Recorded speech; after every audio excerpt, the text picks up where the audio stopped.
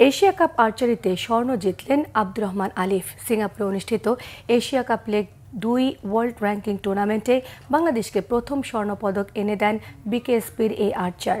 ফাইনালে জাপানের গাকুতোকে 6-4 সেটে হারিয়েছেন আলিফ। রিপোর্ট করছেন মানিক মাহমুদ।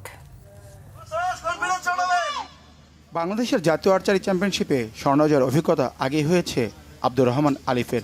আন্তর্জাতিক পর্যায়ে আর্চারি বিশ্বকাপ, Asian archery championship, Asian archery grand প্রির মতো আসরে অংশ নিলেও পদকের স্বপ্ন ছিল অধরা। গত বছর সেপ্টেম্বরে চাইনিজ তাইপেতে এশিয়ান আর্চারি অনূর্ধ্ব-21 যুব চ্যাম্পিয়নশিপে রিকার্ভ এককের ফাইনাল হেরে রৌপ্য পদক নিয়ে থাকতে হয় সন্তুষ্ট। এবার সিঙ্গাপুরে Asia cup leg 2 world ranking টুর্নামেন্টের ফাইনালে উঠে নিশ্চিত করেছিলেন পদকপ্রাপ্তি।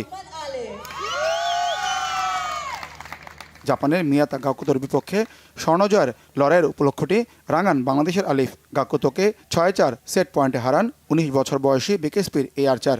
সিনিয়র পর্যায়ে অর্জন করেন প্রথম আন্তর্জাতিক স্বর্ণ জয়ের গৌরব। বিদেশের মাটিতে সমুন্নত করেন লাল সবুজের পতাকা।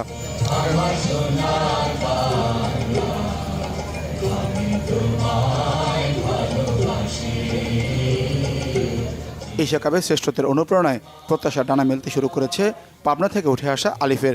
2028 লস অ্যাঞ্জেলস অলিম্পিক্সে পদক জয়ের স্বপ্ন তার। অনুভূতি তো অনেক ভালো লাগতেছে, কারণ এই ফার্স্ট টাইম আমি আমার জাতীয় সঙ্গীত বাজাইতে পারছি বাইরের দেশে এসে ইন্টারন্যাশনাল কম্পিটিশনে।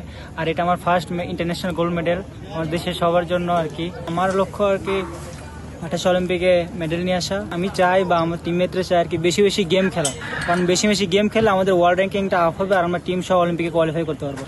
তো আমার চাওয়া আর কি, আমার ফেডারেশন বা ইয়ার কাছে আমার এটাই চাওয়া যে আমরা যেন সবগুলো গেমে পার্টিসিপেট করতে পারি। টুর্নামেন্টে 20টি দেশের 105 জন পুরুষ আর্চার অংশ নেন। এশিয়া কাপে ব্যক্তিগত ইভেন্টে স্বর্ণ জেতা দ্বিতীয় বাংলাদেশি আর্চার আলিফ। এর আগে 2019 সালে এশিয়া কাপ আর্চারি লেগ 3-এ স্বর্ণ জিতেছিলেন Roman Sana. Manik Mahmud, Bangla vision, sports desk.